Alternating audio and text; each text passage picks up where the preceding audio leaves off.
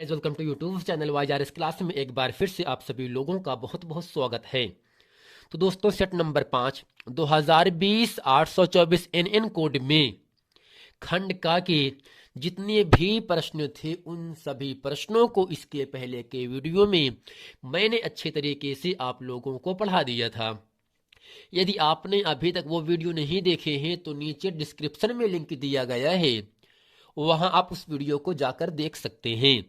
तो दोस्तों आज की इस पूरी वीडियो में हम खंड खा के, जैसा कि दोस्तों जो आपका खंड खा है यह आपका रासायनिक विज्ञान है, तो रासायनिक विज्ञान में जो प्रश्न नंबर 5 है यह बहुविकल्पी का प्रश्न है। यह केवल एक एक नंबर के लिए आपसे पूछा जाएगा। और दोस्तों चाहे ये 4 खंड में दिया गया हो या 3 खंड में दिया गया या आपका 5 खंड में दिया गया होगा। तो दोस्तों जो आपका प्रश्न नंबर 5 है उसमें का खा गा 3 खंड है, लेकिन प्रश्न नंबर दोस्तों 6 में का है और दोस्तों 6 का खा। प्रश्न नंबर दोस्तों 7 का खा और दोस्तों इसी के साथ जो प्रश्न नंबर 8वां है, प्रश्न नंबर दोस्तों 8 में का है, खा है, गा है। इन सभी खंडों को अच्छे तरीके से हम इस पूरे वीडियो में पढ़ने वाले हैं। तो दोस्तों यहां से प्रश्न नंबर 5 आपके सामने कह रहा है शुद्ध जल का पीएच मान है। दोस्तों जो शुद्ध जल होता है उसका पीएच मान कितना होता है? ऑप्शन दोस्तों पहला है 0, 1, 7, 14। तो दोस्तों आपको यह बताना चाहते हैं जिस विलयन का पीएच मान 7 से कम होता है वह विलयन अम्लीय विलयन होता है। जिस विलयन का पीएच मान 7 से ज्यादा होता है वह विलयन क्षारीय विलयन होता है। और जिस विलयन का पीएच मान केवल 7 होता है दोस्तों वह विलयन क्या होगा? आपका उदासीन होता है। अर्थात यहां से जो आपका शुद्ध जल का पीएच मान है वह दोस्तों इन चारों ऑप्शन में ऑप्शन नंबर यहां से आपका तीसरा सही है, 7। अर्थात दोस्तों जो आपका शुद्ध जल होता है रंगहीन, स्वादहीन, गंधहीन ये सब होता है। अर्थात दोस्तों जो आपका शुद्ध जल होता है इसका पीएच मान 7 होता है। अगर जिस विलयन का पीएच मान 7 से कम होगा वह विलयन अम्लीय होता है।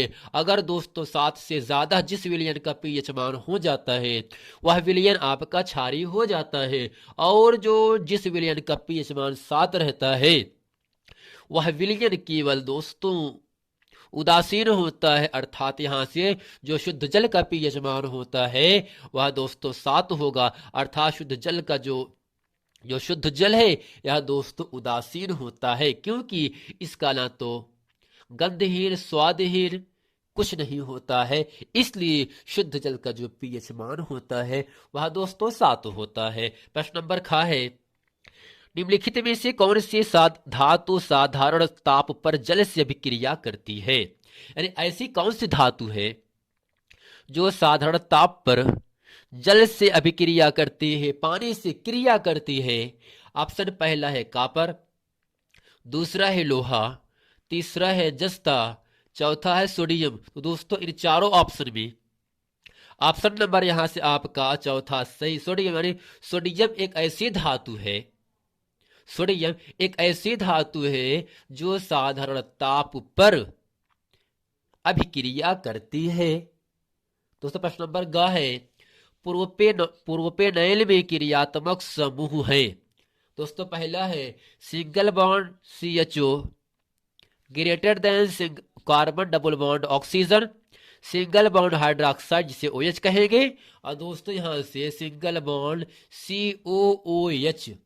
अर्थात दोस्तों यहां से जो प्रोपेनॉल होता है उसका जो क्रियात्मक समूह होता है वो होता है दोस्तों इन चारों ऑप्शन में बॉन्ड OH, जो कि ऑप्शन नंबर आपका तीसरा सही है। अर्थात दोस्तों जितने भी क्रियात्मक समूह हैं उसको अच्छे तरीके से आप लोगों को याद कर लेना है। केवल एक प्रश्न क्रियात्मक समूह से आपसे पूछ सकता है। अब दोस्तों प्रश्न नंबर 6 कह रहा है यहां से फॉर्मल्डिहाइड और एस्टिक अम्ल का IUPAC नाम एवं रासायनिक सूत्र लिखिए। दोस्तों प्रश्न नंबर खा है क्या होता है जबकि केवल रासायनिक समीकरण लिख दीजिए। इसी के दोस्तों पहले दिया है खंड का है प्लास्टर ऑफ पेरिस को गर्म किया जाता है, अर्थात दोस्तों जब प्लास्टर ऑफ पेरिस को गर्म करते हैं तब क्या क्या प्राप्त होता है। दूसरा खंड है खाने के सोडे को गर्म किया जाता है। ग है परमाणु क्रमांक 17 वाले तत्व का आवर्त सारणी में वर्ग व आवर्त लिखिए। अब जो प्रश्न नंबर यहां से 7वां आपके सामने कह रहा है खनिज तथा अयस्क की परिभाषा एवं उदाहरण सहित लिखिए। खा है मेंडलीफ का आवर्त नियम और आधुनिक आवर्त नियम लिखिए। दोस्तों प्रश्न नंबर 8 का है संतृप्त तथा असंतृप्त कार्बनिक यौगिक किसे कहते हैं, टिप्पणी लिखिए।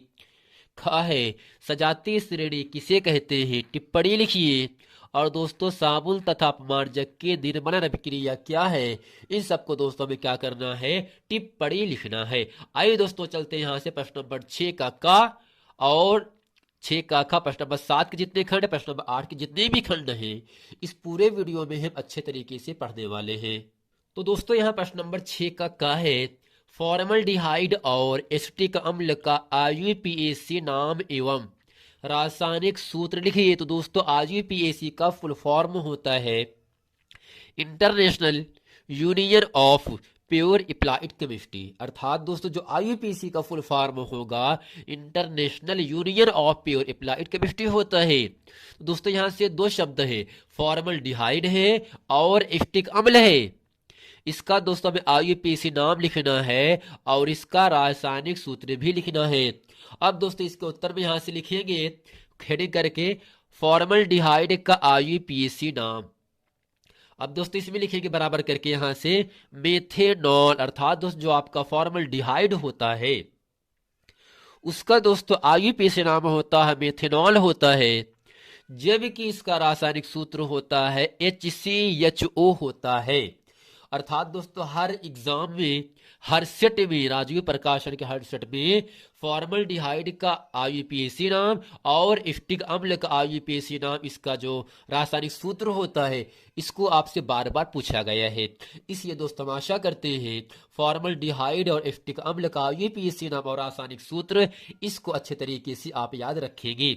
अब दोस्तों दूसरा है एसिटिक अम्ल का IUPAC नाम एथोनोइक अम्ल होता है, जिसका अणु सूत्र CH3COOH होता है, जिसका उपयोग सिरका बनाने में भी किया जाता है। अर्थात जो आपका एसिटिक अम्ल होता है इसका उपयोग सिरका बनाने में भी हम प्रयोग करते हैं। अब दोस्तों प्रश्न नंबर यहां से खाप के सामने आ जाता है क्या होता है कि जबकि केवल रासायनिक समीकरण लिखिए। दोस्तों क्या है प्लास्टर ऑफ पेरिस को गर्म किया जाता है, अर्थात दोस्तों जब CuSO4 × 2H2O जिसे कहेंगे प्लास्टर ऑफ पेरिस कहेंगे, जब दोस्तों इसे गर्म किया जाता है 1000 सेंटीग्रेड ताप से 1900 डिग्री सेंटीग्रेड ताप तक जब इसे गर्म किया जाता है तब दोस्तों CuSO4 × ½ H2O + 11/2 × H2O प्राप्त होता है। अब दोस्तों खाने के सोडे को गर्म किया जाता है, अर्थात दोस्तों जब खाने के सोडे को हम गर्म करते हैं तब क्या क्या प्राप्त होता है। अर्थात दोस्तों जो खाने के सोडे का सूत्र होता है NaHCO3 होता है, जिसे कहते हैं सोडियम बाइकार्बोनेट कहते हैं। अगर दोस्तों H बीच में आ जाएगा तो वहां पर बाई शब्द लगा देंगे। Na का मतलब सोडियम होता है, CO3 का मतलब कार्बोनेट होता है, जबकि H बीच में है बाई कहेंगे सोडियम बाई कार्बोनेट। अर्थात जब सोडियम बाई कार्बोनेट को उच्च ताप पर गर्म किया जाता है तब दोस्तों Na2CO3 जिसे कहेंगे सोडियम कार्बोनेट और H2O का मतलब जल होता है, CO2 का मतलब दोस्तों होता है कार्बन डाइऑक्साइड गैस बाहर निकल जाती है। अर्थात जब खाने के सोडा अर्थात सोडियम बाइकार्बोनेट को उच्च ताप पर गर्म किया जाता है तब सोडियम कार्बोनेट जल तथा कार्बन डाइऑक्साइड गैस बाहर होती है, मुक्त होती है। अब दोस्तों प्रश्न नंबर 6 का गाप के सामने यहां से कहा जा रहा है परमाणु क्रमांक 17 वाले तत्व का आवर्त सारणी में वर्ग एवं आवर्त लिखिए। जैसा कि दोस्तों सेट नंबर 4 में मैंने आपको बताया था, यही सेम प्रश्न है। परमाणु क्रमांक केवल 17 दिया है और हमें पूछ रहा था तत्व का नाम क्या है और आवर्त सारणी में वर्ग और आवर्त क्या क्या है। ये दोस्तों आपसे पूछा गया था, लेकिन वही प्रश्न सीट नंबर 5 में भी आपसे पूछा गया है। तो दोस्तों यहां से जो आपका यहाँ पे लिखिएगे परमाणु क्रमांक 17 दोस्तों ये है। और दोस्तों जो Cl है यह तत्व का संकेत होता है जिसे कहते हैं क्लोरीन। अर्थात तो 17वें क्रमांक पर 17वें परमाणु क्रमांक पर क्लोरीन तत्व होता है। और दोस्तों क्लोरीन तत्व का जो इलेक्ट्रॉनिक विन्यास होता है वह 2,8,7 होता है। अब दोस्तों 7 इसके बाह्यतम कोश में इलेक्ट्रॉन है, अर्थात जब ये 7 इलेक्ट्रॉन है बाहर, अगर एक इलेक्ट्रॉन ग्रहण कर ले तो अर्थात दोस्तों इसका जो बाहरी इलेक्ट्रॉन का कोश होगा वह पूर्ण हो जाएगा। अर्थात अगर ये ग्रहण करेगा तो इस पर जो संयोजकता होता है, वैलेंसी होता है, वह दोस्तों माइनस चार्ज हो जाता है। इसलिए दोस्तों क्लोरीन का जो संयोजकता होता है वह -1 होता है, क्योंकि यह अपन अष्टक पूर्ण करने के लिए एक इलेक्ट्रॉन ग्रहण करता है। जब ग्रहण करेगा दोस्तों तब यह होगा 2,8,8 हो जाएगा। अर्थात दोस्तों यहां से अब ये देख लेते हैं तो 2, 8, 7 पहला, दूसरा, तीसरा, यह दोस्तों आवर्त 3 हो गया। पहला 2 है, दूसरा 8, तीसरा 7 है। दोस्तों आवर्त आपका 3 हो गया। अब दोस्तों यहां से वर्ग क्या है दोस्तों, जो अधिकतम इलेक्ट्रॉन बाह्य कोश में जा रहा है वह आपका 7 है। तो दोस्तों ये 7 जो होगा 7वीं वर्ग ए में है और आवर्त तीसरे में है। तत्व का नाम क्लोरीन है। तत्व की संयोजकता -1 होती है। तत्व का इलेक्ट्रॉनिक विन्यास 2,8,7 होता है। अब दोस्तों यहां प्रश्न नंबर 7 का आपके सामने कह रहा है खनिज तथा अयस्क की परिभाषा एवं उदाहरण सहित लिखिए। अब दोस्तों यहां से हेडिंग करते हैं, काले पे से हेडिंग करके लिखेंगे खनिज। दोस्तों इसमें लिखेंगे पृथ्वी की परत में स्वाभाविक रूप से मिलने वाली वस्तु जैसे मिट्टी खनिज कहलाती है। अर्थात दोस्तों पृथ्वी के अंदर से खुदाई करके प्राप्त होने वाले पदार्थों को खनिज कहा जाता है। पृथ्वी के अंदर से या भूगर्भ के अंदर से प्राप्त होने वाले पदार्थों को खनिज कहते हैं। जैसे दोस्तों मिट्टी है, मिट्टी का तेल है, कोयला है, ये सब दोस्तों क्या होंगे आपके पृथ्वी के अंदर से खुदाई करके प्राप्त किए जाते हैं। इसलिए दोस्तों मिट्टी, पेट्रोल, डीजल, कैरोसिन, सोना, चांदी सब दोस्तों क्या होगा आपका खनिज होता है। अब दोस्तों यहां से हेडिंग दूसरा है, किसे कहते हैं अयस्क। खनिज जिससे धातु को प्राप्त किया जाता है। खनिज जिससे धातु को प्राप्त किया जाता है। अर्थात दोस्तों जैसे आपका कॉपर है, आर्गन है, या सभी दोस्तों पृथ्वी के अंदर से ही प्राप्त होता है। जब इसको शुद्ध रूप से प्राप्त कर लेते हैं वही दोस्तों क्या कहलाएगा आपका अयस्क कहलाता है। या दोस्तों यहां से खनिज और अयस्क की परिभाषा ऐसे भी हम बता सकते हैं, पृथ्वी की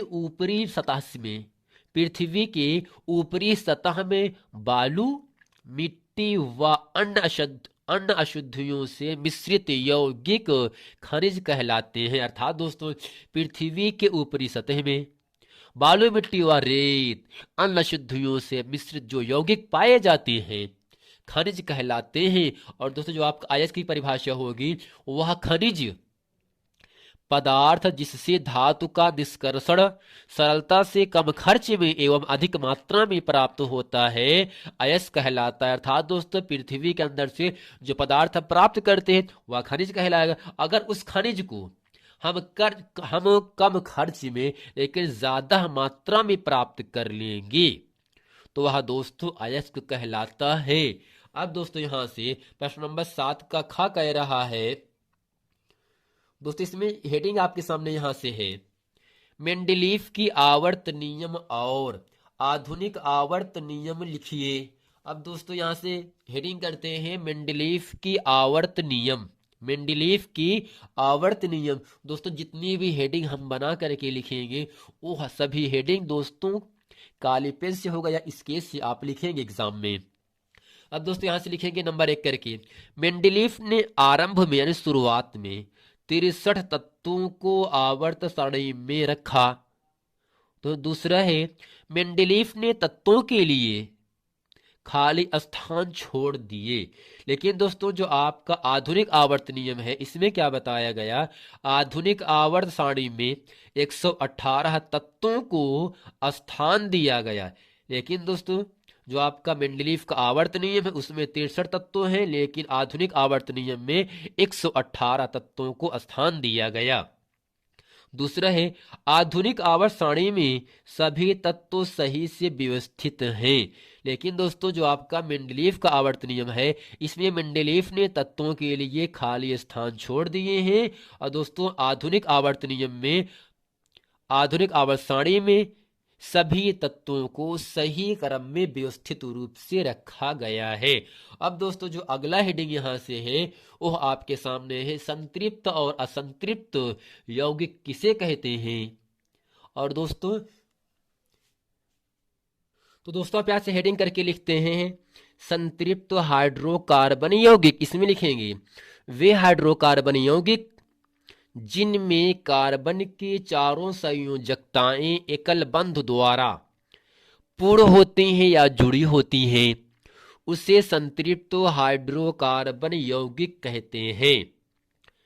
जैसे मेथेन, अर्थात दोस्तों मेथेन को यानी CH4 को मार्श गैस भी कहा जाता है।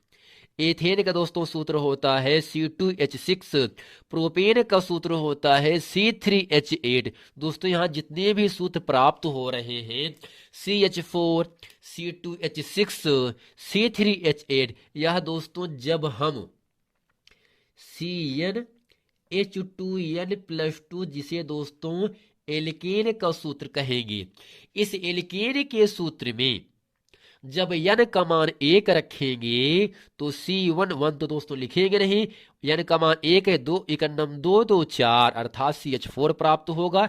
n का मान 2 रखने पर एथेन प्राप्त होता है, n का मान 3 रखने पर प्रोपेन प्राप्त होता है। अर्थात दोस्तों एक कार्बन के लिए मेथ, 2 कार्बन के लिए ए, 3 कार्बन के लिए प्रोप, 4 कार्बन के लिए ब्यूट, 5 कार्बन के लिए पेंट। ऐसे ही दोस्तों meth, eth, prop, but, pent, hex, hept, oct, non, dec 10 तक हम जाते हैं। अर्थात दोस्तों यहां से जो आपका संरचना सूत्र होगा, पहले तो CH4 जिसमें कार्बन 1 है, जबकि जो हाइड्रोजन दोस्तों वो आपका 4 यहाँ पे दिया गया है। तो यहाँ से कार्बन के चारों तरफ करते क्या है, 4 हाइड्रोजन लगा देते हैं। अर्थात कार्बन के दोस्तों जो संकेत होता है वह C होता है, और कार्बन जो होगा जिसका परमाणु क्रमांक 6 होता है, अगर दोस्तों परमाणु क्रमांक 6 होता है तो इलेक्ट्रॉनिक विन्यास जो होगा दोस्तों 2,4 होगा। अर्थात कार्बन के बाह्य कोश में अधिकतम इलेक्ट्रॉन 4 होते हैं। इसलिए दोस्तों पहला यहाँ पर वैलेंसी, दूसरा यहाँ, तीसरा यहाँ, चौथा यहाँ, 4 संयुक्त हो गए। लेकिन दोस्तों हाइड्रोजन का जो क्रमांक होता है वह पहला होता है। पहले होने की वजह से इसका जो इलेक्ट्रॉनिक विन्यास दोस्तों होगा वह केवल H ही लिखेंगे, और इसके जो वैलेंसी होता है, संयोजकता होता है हाइड्रोजन केवल 1 होता है। तो एक कार्बन से ये जुड़ा, एक कार्बन से यहाँ जुड़ा, एक कार्बन से ऊपर जुड़ गया, और दोस्तों एक कार्बन से नीचे जुड़ गया। अर्थात जो आपका CH4 मीथेन है इसकी चारों संयोजकताएं एकल बंध के द्वारा दोस्तों जैसा कि नीचे दर्शाया भी गया है एकल बंध के द्वारा पूर्ण होती है। अर्थात CH4, C2H6 ethane, propane, C3H8 यह सब दोस्तों क्या होगा आपका संतृप्त हाइड्रोकार्बन यौगिक होगा। यानी वे हाइड्रोकार्बन यौगिक जिनमें कार्बन की चारों संयोजकताएं, कार्बन की किसकी दोस्तों, कार्बन की, केवल कार्बन की चारों संयोजकताएं, यहां पर भी कार्बन कार्बन कार्बन है, पहला दूसरा तीसरा चौथा का मतलब चारों, पहला दूसरा तीसरा चौथा, फिर पहला दूसरा तीसरा चौथा। अर्थात वे हाइड्रोकार्बन यौगिक जिनमें कार्बन की चारों संयोजकताएं एकल बंध के द्वारा पूर्ण होती हैं, जुड़ी होती हैं, उसे संतृप्त हाइड्रोकार्बन यौगिक कहते हैं। अब दोस्तों हेडिंग करते हैं यहां से है असंतृप्त हाइड्रोकार्बन यौगिक। इसमें लिखेंगे और समझेंगे यहां से वे हाइड्रोकार्बन यौगिक जिनमें कार्बन कार्बन के बीच द्विक बंध या त्रिक बंध उपस्थित होता है उसे असंतृप्त हाइड्रोकार्बन यौगिक कहते हैं। अर्थात दोस्तों यहाँ से जब CnH2n यह CnH2n यह दोस्तों सूत्र होता है एल्कीन का सामान्य सूत्र का, एल्कीन का, और दोस्तों CnH2n-2 यह दोस्तों सूत्र होता है एल्काइन का। अर्थात दोस्तों यन कमान एक रखने पर alkene, methene, ethene, propene, butene, pentene, hexene, heptene, octene, nonene, decene. अर्थात तो एल्कीन का समान सूत्र और एल्काइन का जो समान सूत्र होता है इसमें यन कमान चाहे जो रखेंगे दोस्तों वह आपका असंतृप्त हाइड्रोकार्बन यौगिक ही रहेगा और इसके बीच में डबल बॉन्ड या ट्रिपल बॉन्ड प्राप्त होता है। यानी वे हाइड्रोकार्बन यौगिक जिनमें कार्बन कार्बन के बीच द्विक बंध या त्रिक बंध उपस्थित होता है, जुड़ा हुआ रहता है, उससे असंतृप्त हाइड्रोकार्बन यौगिक कहते हैं। जैसा कि दोस्तों यहाँ से दो आपके कार्बन है यानी C2 हो गया, जैसा कि दोस्तों यहाँ से जो हाइड्रोजन है यानी H2 3 4 तो CH4। अर्थात दोस्तों यहाँ से जो C2H4 प्राप्त हो रहा है जब इसमें n कमान 2 रखेंगे C2H4 प्राप्त हो जाएगा।